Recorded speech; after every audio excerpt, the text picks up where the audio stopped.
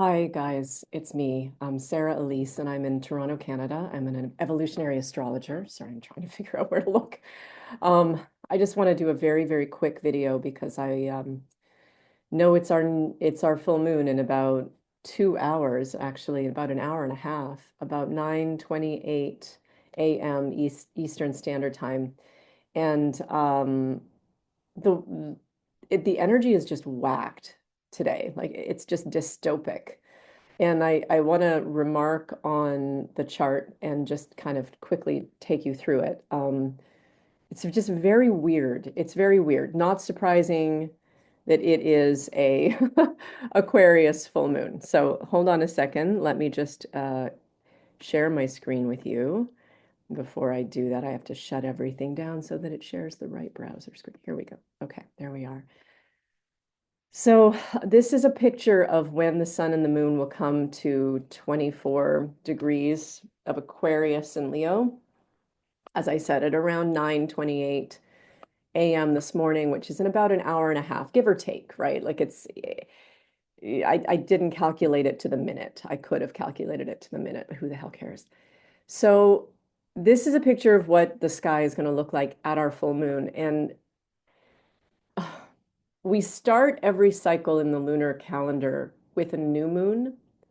At the new moon, which was in Aquarius 2 weeks ago, there would have been planted a seed of reckoning. Something would have been planted.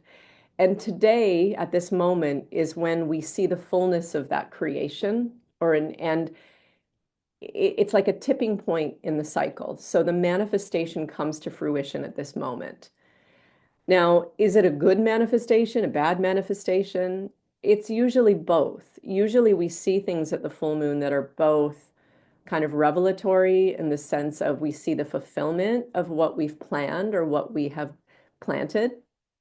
And we can also see oftentimes the rot or the part that is wanting to die or the things that are no longer necessary given the trajectory that we're on. So full moons are not quite as simple as woohoo. Sometimes they feel very revelatory. Sometimes they feel like celebratory, I should say. Sometimes they feel like a party.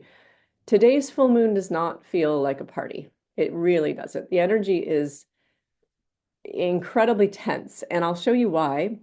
There is this very tight T-square to the full moon. So first of all, we have a Mercury Sun conjunction in Aquarius, the full moon in Leo, or sorry, the moon in Leo, and then both of these are square within a degree to Uranus in Taurus. So you can see there's this kind of angular shape that's being made here of two squares and an opposition, and this is called a T-square.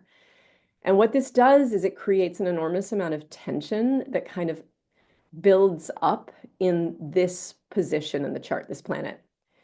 So let's first explore the archetypes of Leo and Aquarius because we are in an Aquarian cycle. And Aquarius is all about sort of the utopia of the future. It's all about what is the collective doing? How are we moving it forward?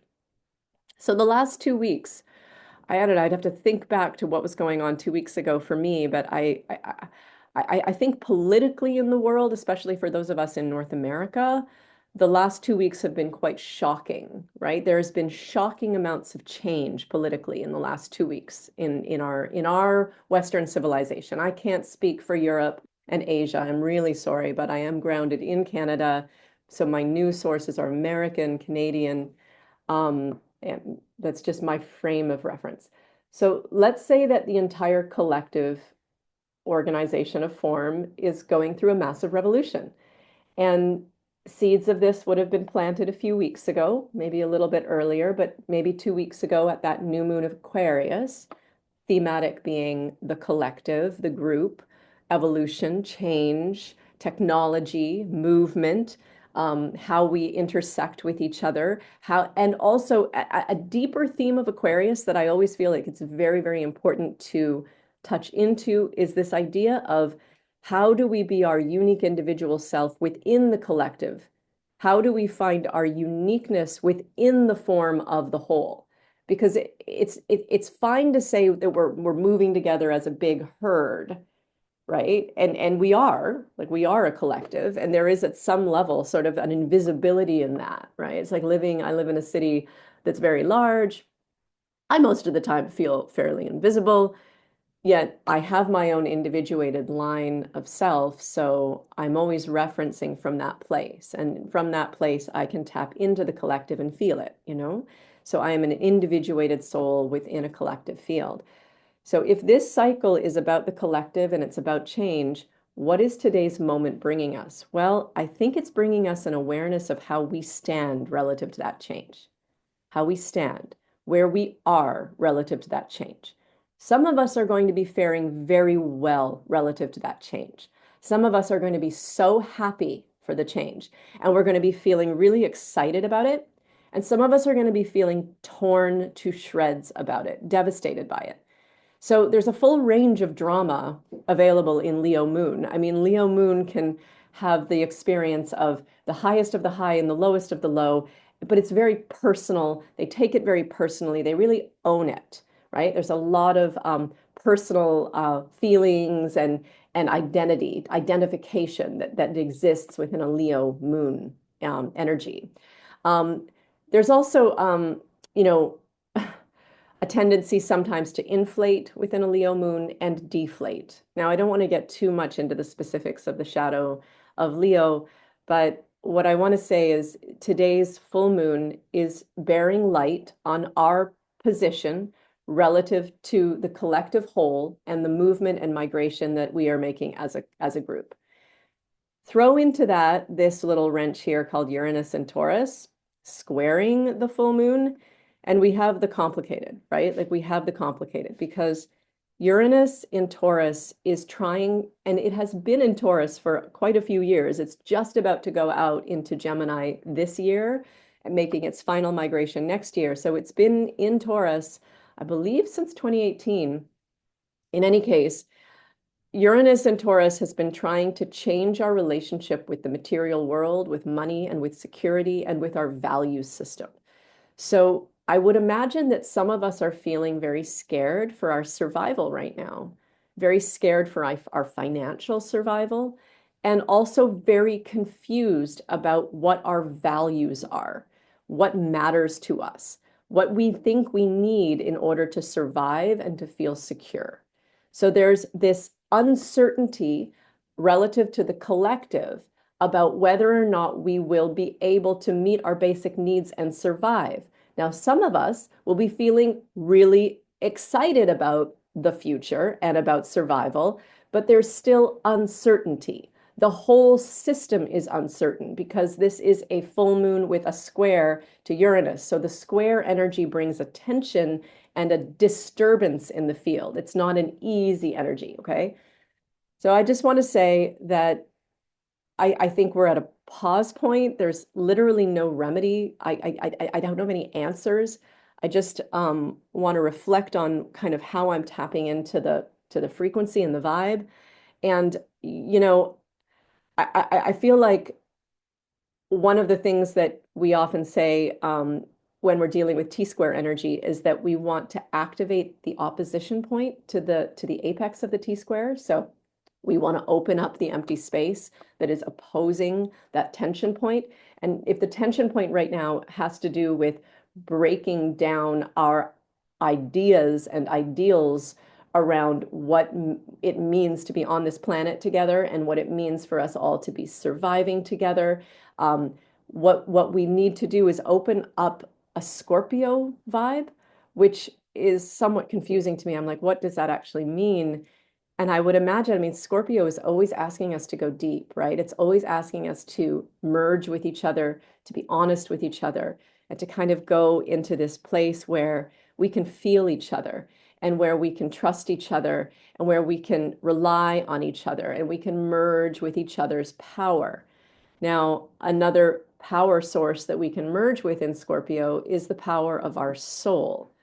So the way that I'm working this, and I'm feeling so much tension today, it's just really uncomfortable for me. But I'm going to walk through the day having kind of fearless vulnerability, the ability to tap into my truth at a deeper level, the ability to show up vulnerably or show up intimately with people who I come across, and the ability to trust that there is a power greater than me that is holding me. And I think that this taps into that North Node Neptune conjunction that we have right now. We are at the beginning of a nodal axis 18-month, 19-month cycle.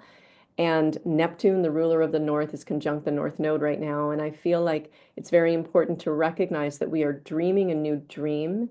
There is a new dream coming into the field, and that that dream can be a nightmare or it can be a wonderful dream.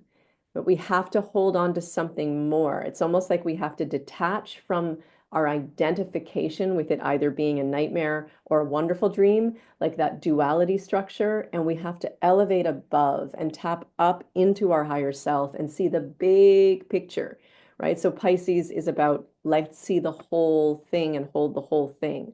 So if we're activating or seeking a deeper level of power connection today, and we're redreaming the field of the collective to find something bigger.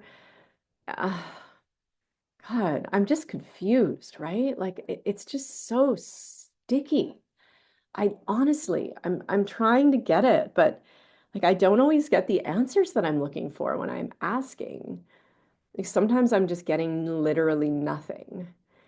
And maybe that's the fear, like maybe that's the fear. It's like, seriously, shit can go really bad in this next cycle for us. And it's going to be okay. We're going to make it through.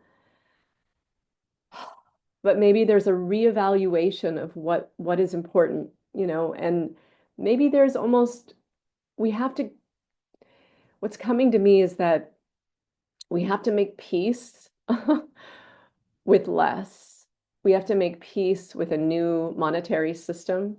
We have to make peace with a new value system. And that's just going to have to be what we have to do to move forward as a group.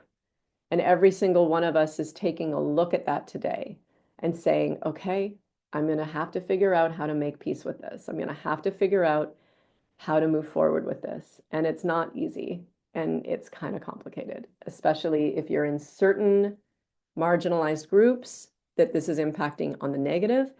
And if you're not, if you're high, if you're doing great, and if you are like flying, bless you, right? Think about the greater good. Please have compassion for your fellow man. Have compassion for the fact that change impacts everybody differently, and we're all in this together, okay? We're all in this together. It really, really matters to recognize that and to not blame or make assumptions that everybody is doing fantastic with this. You can't judge people from your perspective alone, right? You have to open up your big heart and open up your compassionate space and hold all of us because we are one with each other. And that's that Neptune North Node conjunction right there is that's the lesson that we're learning as a collective is that we can see each other as brothers and sisters and as one entity here, and we can work together for a better future for everybody. So I'll tell you a secret. This is a secret that I had to learn very young. When I left the veil and got shown and schooled by some incredibly beautiful beings, they showed me 100% that I am you and you are me. The way I treat me is how I treat you. And that means I have to be in integrity and kindness all the time. Right mind, right thought, right speech, right action. It's the hardest thing for any of us to do, but it matters. That's how we create the world that we want. Okay, take care. Bye.